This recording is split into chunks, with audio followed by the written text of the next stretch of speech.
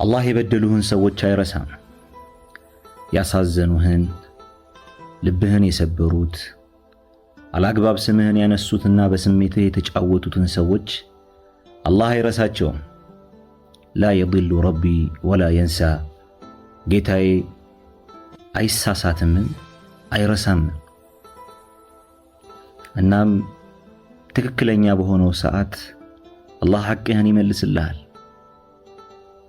እዚህ ዱንያ ላይ እጅግ የሚገርመው ነገር ምን እንደሆነ ታውቃለህ? እነ ዱንያ ተዶር፣ እቺ ህይወት ትሽከረከራለች። ዛሬ የሰራሃት ስራ ነገ ውጤቷን ታገኛታለህ። ዓሊ ጠንጣዊ ምን ይላሉ? ሌላውን ስትበድል አንተን የሚበድል አካል ይመጣል። ሌላውን ስትዋሽ አንተን የሚዋሽህ አካል ይመጣል።